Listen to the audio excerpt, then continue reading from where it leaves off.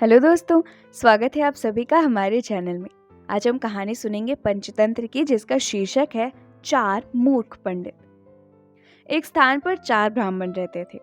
चारों विद्याभ्यास के लिए कान्यकुब्ज गए।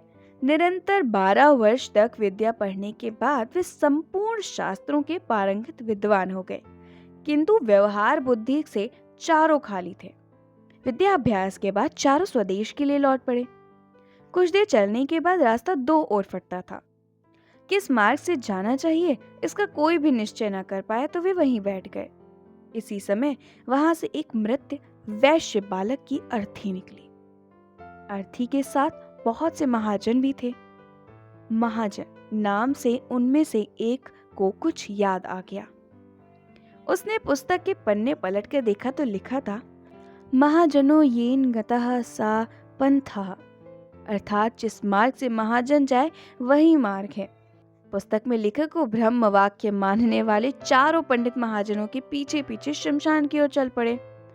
थोड़ी दूर पर शमशान में उन्होंने एक गधे को खड़ा हुआ देखा। गधे को देखते ही उन्हें शास्त्र की यह बात याद आ गई, राजद्वारे शमशाने च यस्तिष्ठति सा बांधवः, अर्थात राजद्वार और शमशान में जो खड़ा हो वह भाई होता है। फिर क्या था, चारों ने उस शमशान में खड़े गधे को भाई बना लिया। कोई उसके गले से लिपट गया तो कोई उसके पैर धोने लगा। इतने में एक ऊंट उधर से गुजरा। उसे देखकर सब विचार में पड़ गए कि यह कौन है।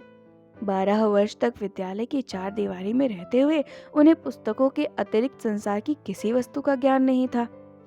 ऊंट को वेग से भागते हुए देखकर उनमें से एक को पुस्तक में लिखा यह वाक्य याद आ गया, धर्मस्य त्वरिता गतिः, अर्थात धर्म की गति में बड़ा वेग होता है। उन्हें निश्चय हो गया कि वेग से जाने वाली यह वस्तु अवश्य धर्म है। उसी समय उनमें से एक को याद आया, इष्टम धर्मेण योजयेत, अर्थात धर्म का संयोग इष्ट से करा दे। उनकी समझ में इष्ट बांधवता गधा और ऊंट या धर्म दोनों का संयोग कराना उन्होंने शास्त्रोक्त मान लिया। बस खींच खांच कर उन्होंने ऊंट के गले में गधा बांध दिया। वह गधा एक धोबी का था। उसे पता लगा तो वो भागा हुआ आया। उसे अपनी ओर आता देखकर चारों शास्त्र पारंगत पंडित वहां से भाग खड़े हुए। थोड़ी दूर पर एक नदी थी। नदी में पलाश का एक पत्ता तैरता हुआ आ रहा था। इसे देखते ही उनमें से एक को याद आ गया, आगमिष्यति यत् पत्रम तदस्मास्तारयिष्यन्ति, अर्थात जो पत्ता तैरता हुआ आएगा वही हमारा उद्धार करेगा। उद्धार की इच्छा से वह मूर्ख पंडित पत्ते पर लेट गया। पत्ता पानी में डूब गया और वह भी डूबने लगा।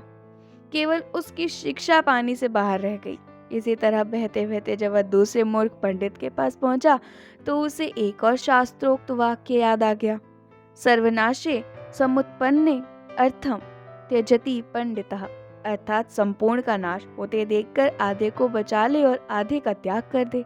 यह याद आते ही उसने बहते हुए पूरे आदमी का आधा भाग बचाने के लिए उसकी शिखा पकड़कर गर्दन काट दी। उसके हाथ में केवल सिर का हिस्सा आ गया।